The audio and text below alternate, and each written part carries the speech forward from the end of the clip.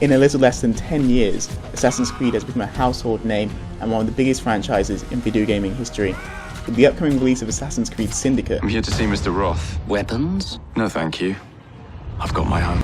now is a better time than ever to list off some of the most interesting and unknown facts about the franchise.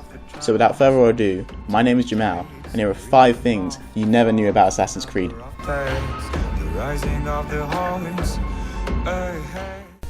Number 1. Assassin's Creed was originally designed as a Prince of Persia game. Ah yes, Prince of Persia.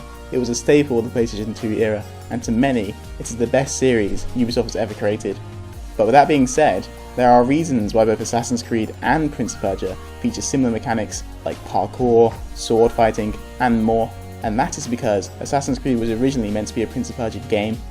Prince of Persia Assassins was going to focus on a female bodyguard escorting the prince across Jerusalem, but when Ubisoft found out that the game would not be focused on the Prince of Persia himself, they canned it, and the project eventually crept out of the shadows to become what we know today as Assassin's Creed. Number 2. Connor was originally able to scalp his enemies. This would have been weird if it made it into the actual game, but Assassin's Creed 3 protagonist Connor was originally able to scalp his enemies.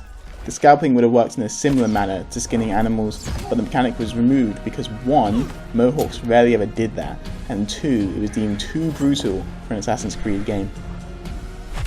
Number 3. Assassin's Creed and Watch Dogs exist in the same universe. The connection between the two titles are not just tiny Easter eggs or scattered winks either. Actual characters exist in both games in the flesh. Abstergo employee and all-round douche Olivier Garnier appears in Assassin's Creed 4 and then heads to Chicago where he is killed by Agent Pierce in Watch Dogs.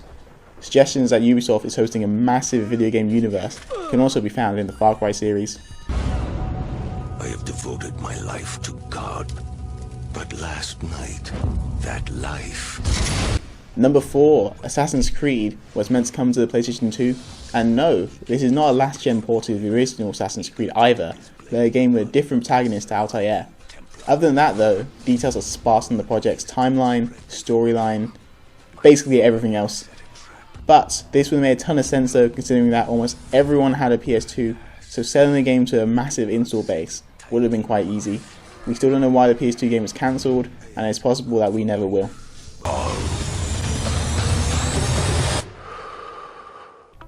And finally, number 5.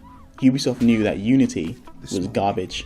To many, including myself, Assassin's Creed Unity is easily the worst title in the series, and Ubisoft knew full well that it was going to be panned for its horrible glitches and bugs which proved that the game was not ready for release. Ubisoft reacted to this by putting an embargo on press which broke after the day of release, ensuring that bad reviews citing these bugs would be released after the game came out, making sure that fans could not cancel pre-orders and Ubisoft kept all that sweet money. Alright, and that's it for this video then. If I missed anything interesting, make sure to let me know in the comments below. And for more PS4 reviews, PS Vita reviews, remote play reviews, and everything else gaming, make sure to subscribe. And as always, thanks for watching.